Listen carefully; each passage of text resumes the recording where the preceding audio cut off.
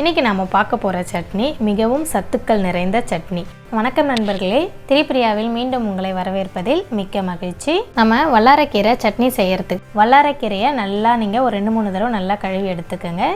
தண்டு பகுதி எடுத்துகிட்டு இலையை மட்டும் எடுத்துப்போம். ஒரு கடாயில் 1 டேபிள் ஸ்பூன் அளவுக்கு எண்ணெய், 1 டேபிள் ஸ்பூன் அளவுக்கு உளுத்தம்பருப்பு சேர்த்து முதல்ல அதை நம்ம பொன்னிறமாக வறுத்து எடுத்துப்போம்.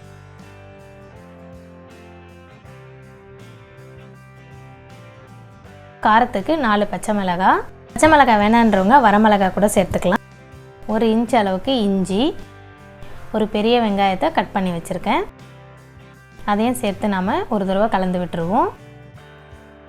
வல்லாரைக்கீரை 50 கிராம் அளவுக்கு எடுத்திருக்கேன். அதாவது ஒரு கை ஃபுல்லாக போல் எடுத்தீங்கன்னா உங்களுக்கு அது 50 கிராம் அளவுக்கு வரும். வல்லாரைக்கீரையோட வெயிட்டு. வல்லாரைக்கீரை எல்லாருக்குமே தெரியும், நல்ல ஞாபக சக்தி தரக்கூடிய ஒரு கீரை. அதாவது மூளையோட நரம்பு பகுதியை தூண்டி நமக்கு மூளையோட செயல்திறனை அதிகப்படுத்தும். இது போல் சட்னி வகையை செஞ்சு கொடுத்தீங்கன்னா கண்டிப்பாக சாப்பிடுவாங்க. கருவேப்பிலை 30 கிராம் அளவு எடுத்திருக்கேன்.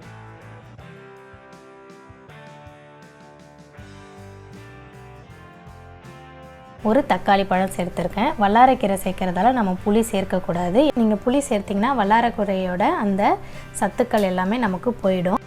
உப்பு 1 டீஸ்பூன் அளவுக்கு கல் உப்பு சேர்த்துருக்கேன், அதையும் சேர்த்து கலந்துருவோம். 2 டேபிள் ஸ்பூன் அளவுக்கு தேங்காய் பூ சேர்க்குறேன். உங்கள்கிட்ட இது போல் திருகின தேங்காய் இல்லைன்னா நீங்கள் பீசஸ் கூட சேர்த்துக்கலாம். எல்லாமே ஒரு டேஸ்ட்டுக்காக தான் நான் எக்ஸ்ட்ரா சேர்க்குறேன். வல்லாரைக்கீரையோட ஃப்ளேவரே இல்லாமல் பசங்க நல்லா சாப்பிடுவாங்க. எல்லாமே வதங்கினதுக்கப்புறமா நீங்கள் ஸ்டவ்வை ஆஃப் பண்ணிவிட்டு புதினாவும் கொத்தமல்லியும் லாஸ்ட்டாக சேர்த்திங்கன்னா அந்த ஃப்ளேவர் நமக்கு அந்த சட்னியில் நல்லாயிருக்கும். சூடே போதும், அந்த சூடுலேயே குயிக்காக வதங்கிடும்.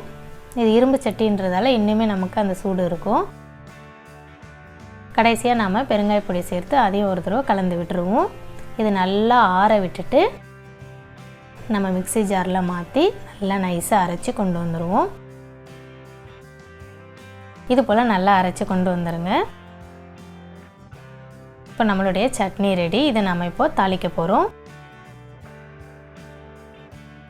தாளிப்பு பேனில் 1 டீஸ்பூன் அளவுக்கு எண்ணெய் சேர்த்துக்கோங்க. சேர்த்துட்டு கடுகு பொரிஞ்சதும் உளுத்தம்பருப்பு சேர்த்துப்போம். உளுத்தம்பருப்பு சேர்த்ததும் அதை எடுத்து நம்ம சட்னியில் சேர்த்துட வேண்டியதுதான்.